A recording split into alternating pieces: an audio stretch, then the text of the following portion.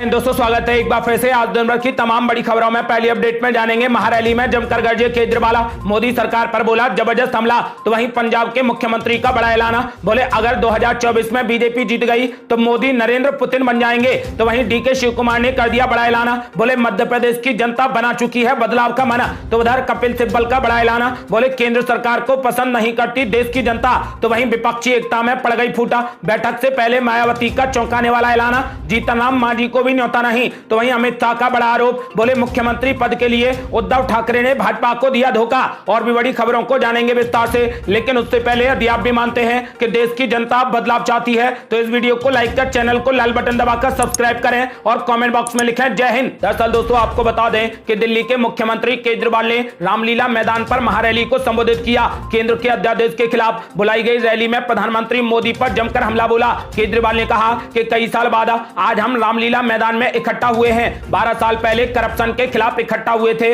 आज इस देश से एक अहंकारी तानाशाह को हटाने के लिए इकट्ठा हुए हैं। इस दौरान केजरीवाल ने मनीष सिसोदिया को लेकर भी पीएम मोदी पर निशाना साधा। केजरीवाल ने कहा कि पीएम मोदी ने मनीष सिसोदिया को जेल में डाल दिया, सत्येंद्र जैन को जेल में डाल दिया। हमारे पास एक मनीष सिसोदिया नहीं है, हमारे पास 100 मनीष सिसोदिया हैं। हमारे पास एक सत्येंद्र जैन नहीं है, हमारे पास 100 सत्येंद्र जैन हैं। आप एक को जेल में डालोगे तो दूसरा काम करने आ जाएगा, लेकिन दिल्ली में विकास के काम नहीं रुकेंगे। केजरीवाल ने कहा कि 11 मई को देश की सुप्रीम कोर्ट ने दिल्ली के हक में फैसला दिया और 19 मई को मोदी सरकार ने अध्यादेश लाकर सुप्रीम कोर्ट के आदेश को खारिज कर दिया। 75 साल में ऐसा प्रधानमंत्री आया है जो कहता है कि मैं सुप्रीम कोर्ट के आदेश को नहीं मानता। केजरीवाल ने कहा कि देश के अंदर जनतंत्र खत्म हो रहा है, इसी को तानाशाही और हिटलर शाही कहते हैं। सुप्रीम कोर्ट ने अपने आदेश में कहा कि जनता सुप्रीम है। मोदी जी का अध्यादेश कहता है कि दिल्ली की जनता सुप्रीम नहीं बल्कि एलजी सुप्रीम है। केजरीवाल ने आगे कहा कि बीजेपी वाले रोजाना मुझे गाली देते हैं, मुझे अपमान की कोई चिंता नहीं,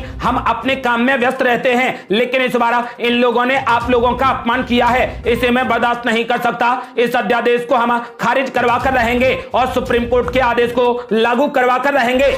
अगली बड़ी खबर, मुख्यमंत्री भगवंत मान ने पीएम मोदी पर बोला जबरदस्त हमला। बोले अगर 2024 में बीजेपी जीत गई तो मोदी नरेंद्र पुतिन बन जाएंगे। दरअसल दोस्तों आपको बता दें कि दिल्ली के रामलीला मैदान में रविवार को आम आदमी पार्टी की महारैली को संबोधित करते हुए पंजाब के मुख्यमंत्री भगवंत मान ने पीएम नरेंद्र मोदी पर तीखा हमला बोला। उन्होंने कहा कि अगर भारतीय जनता पार्टी 2024 का चुनाव जीत गई तो आगे कोई भी चुनाव नहीं होगा, पीएम नरेंद्र मोदी नरेंद्र पुतिन बन जाएंगे। पंजाब के मुख्यमंत्री यही नहीं रुके, उन्होंने आगे कहा कि बीजेपी नेताओं ने मोदी को भारत का मालिक मानना शुरू कर दिया है। अगर 140 करोड़ भारतीय इंडिया को बचाने का फैसला करते हैं तो ये देश बच जाएगा, वरना ये देश नहीं बचेगा। आपको बता दें कि मुख्यमंत्री भगवंत मान ने कहा कि बीजेपी नेताओं ने मोदी को भारत का मालिक मानना शुरू कर दिया है। उन्होंने कहा कि अगर भारतीय जनता पार्टी 2024 का चुनाव जीत गई तो आगे कोई भी चुनाव नहीं होगा और पीएम मोदी नरेंद्र पुतिन बन जाएंगे।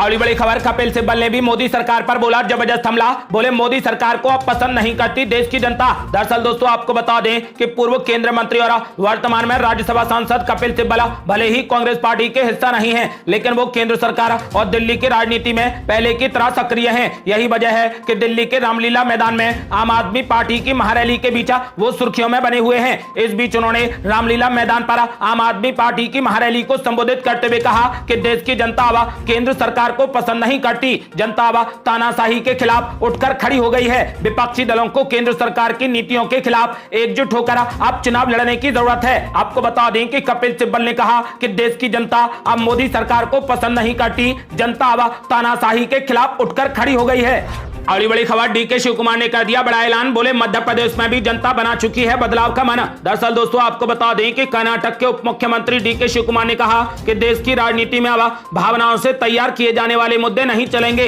जनता को अब असल मुद्दों की समझ है और वो बीजेपी को हराने जा रही है। वहीं कर्नाटक में आरएसएस को आवंटित जमीन मामले पर डीके शिव कुमार ने कहा कि ये सब मुख्यमंत्री के संज्ञान में है और वही इसकी सही जानकारी देंगे। बजरंग दल पर बैन लगाने वाले मुद्दे पर डीके शिव कुमार ने कहा कि जो भी शांति व्यवस्था को भंग करेगा उसके खिलाफ कड़ी कार्रवाई की जाएगी। उन्होंने कहा कि मध्य प्रदेश में जनता अब बदलाव का मन बना चुकी है और कांग्रेस पार्टी मध्य प्रदेश में पूर्ण बहुमत की सरकार बनाएगी। डीके शिव कुमार ने कहा कि हमने कहा था कि कोई भी संगठन राज्य में हिंसा फैलाएगा उस पर प्रतिबंध लगाया जाएगा। राज्य में किसी भी तरीके की मोरल पुलिसिंग नहीं होनी चाहिए और किसी की भी तरफ से लोगों के मन में भ्रम नहीं फैलाया जाना चाहिए। मध्य प्रदेश के लोगों ने भी अब बदलाव का फैसला किया है। उन्होंने कहा कि हमने डबल इंजन और ऑपरेशन लोटस की सरकार देखी, ये दोनों ही सरकारें विफल रही। उन्होंने ऐलान कर दिया है कि मध्य प्रदेश में इस बार कांग्रेस पार्टी पूर्ण बहुमत की सरकार बनाने जा रही है। बड़ी बड़ी खबर, विपक्षी एकता में पड़ गई फूट। बैठक से पहले ही मायावती ने किया चौंकाने वाला ऐलान,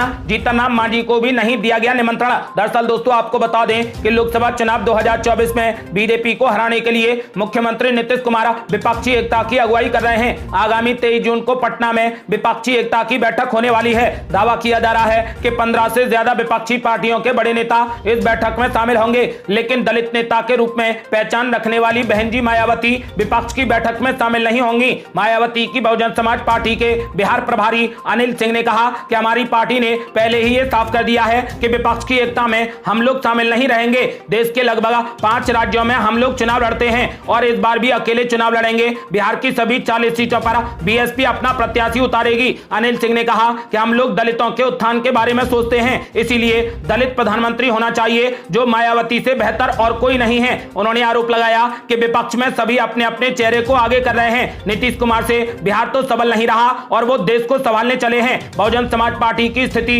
बिहार में भी कमजोर नहीं है, इससे पहले भी हमें अच्छे वोट मिले हैं। उन्होंने बताया कि सबको अपनी पार्टी के लिए चुनाव लड़ने का अधिकार है, हम लोग किसी भी सूरत में विपक्षी पार्टियों के साथ में नहीं रहेंगे। उन्होंने ये भी कहा कि ये एकता कुछ दिनों के लिए, देखिए आगे क्या क्या होता है। मायावती के अलावा बिहार में जीतन राम मांझी की पार्टी हिंदुस्तानी आवाम मोर्चा को भी विपक्षी एकता की बैठक के लिए आमंत्रित नहीं किया गया। जीतन राम मांझी ने 2 दिन पहले ही इस बात की सूचना मीडिया को दे दी थी। जीतन राम मांझी भी दलित परिवार से आते हैं और उनकी पार्टी भी दलित वोट का प्रतिनिधित्व करती है। दलित पार्टी में लोक जनशक्ति पार्टी का भी एक नाम आता है जो बीजेपी के साथ है। ऐसे में विपक्षी एकता में दलित पार्टियों का ना होना यह दर्शाता है कि महागठबंधन के लिए सब कुछ इतना आसान नहीं है।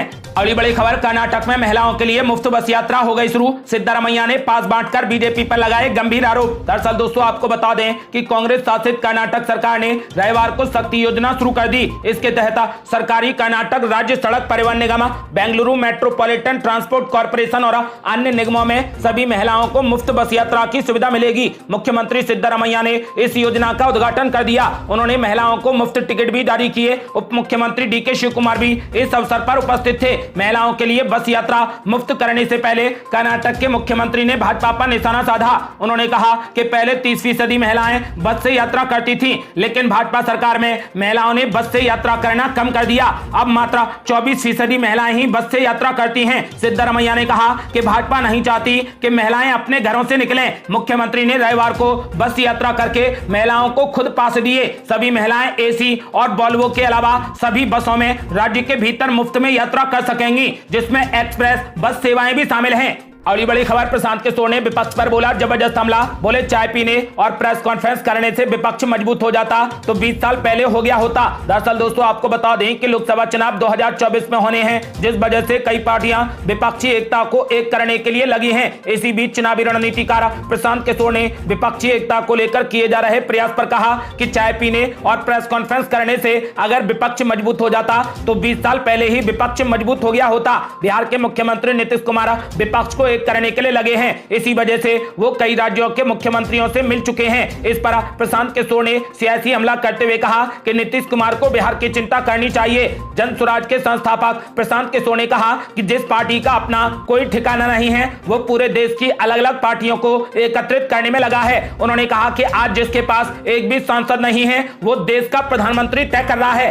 अगली बड़ी खबर, किसान नेता राकेश टिकैत का बड़ा ऐलान। बोले मुख्यमंत्री योगी को प्रधानमंत्री बनवा दो, वो मोदी से तो ठीक है हैं। दरअसल दोस्तों आपको बता दें कि लोकसभा चुनाव 2024 को अब 1 साल से भी कम का समय बचा है। सभी दलों ने अपने अपने सियासी समीकरणों को साधने का काम एकदम शुरू कर दिया, जिसके लिए बैठकों का दौर चल रहा है। इस बीच पहलवानों के आंदोलन का खाप पंचायतों के हवाले से हिस्सा बने किसान नेता राकेश टिकैत भी पूरे तरीके से सक्रिय हैं। राकेश टिकैत प्रदर्शन कर रहे पहलवानों के समर्थन में सरकार पर तीखे सवालों के गोले दाग रहे हैं। राकेश टिकैत ने एबीपी न्यूज के विशेष कार्यक्रम प्रेस कॉन्फ्रेंस में बात करते हुए 2024 में प्रधानमंत्री बनने को लेकर बड़ा बयान दिया। राकेश टिकैत ने बयान भी वो दिया जिस पर देश की आम जनता भी कई सर्वे में अपनी राय रख चुकी है। दरअसल एबीपी न्यूज को दिए गए एक इंटरव्यू में राकेश टिकैत 2024 में प्रधानमंत्री कौन बनेगा इस पर जवाब दे रहे थे। इसी दौरान उन्होंने उत्तर प्रदेश के मुख्यमंत्री योगी आदित्यनाथ को देश का अगला प्रधानमंत्री बनाने की बात कह डाली। दरअसल हुआ कुछ यूं कि राकेश टिकैत से पूछा गया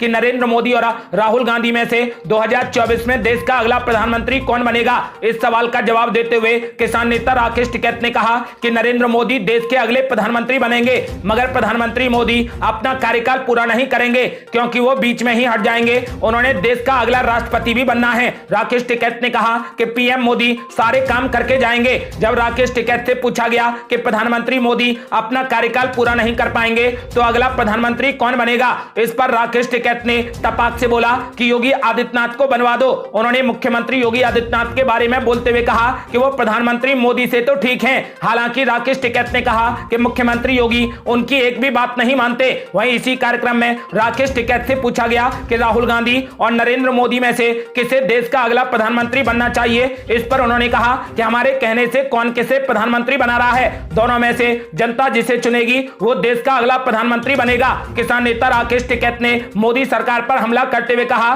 कि जिसने देश के सिस्टम पर कब्जा कर लिया है वही प्रधानमंत्री बनेगा।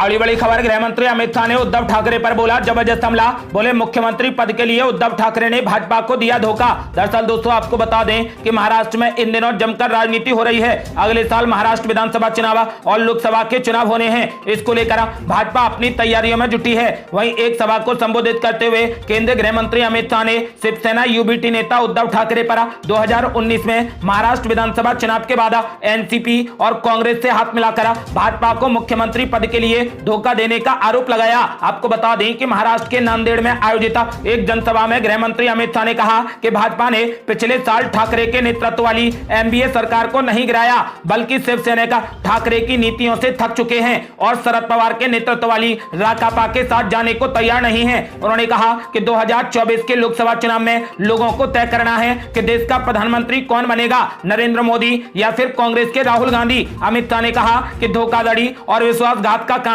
उद्धव ठाकरे ने किया। चुनाव प्रधानमंत्री मोदी जी और देवेंद्र फडणवीस के नाम पर लड़ा गया और वो मुख्यमंत्री बनने के लिए कांग्रेस की गोद में जाकर बैठ गए। ये थी अब तक की बेहद बड़ी खबरें। ऐसी ही रोजाना की ताजा खबरों को जानने के लिए हमारे चैनल को लाल बटन दबाकर सब्सक्राइब करें और घंटी बटन भी दबा दें। जल्दी मिलते हैं बड़ी अपडेट के साथ, तब तक के लिए जय हिंद, जय भारत।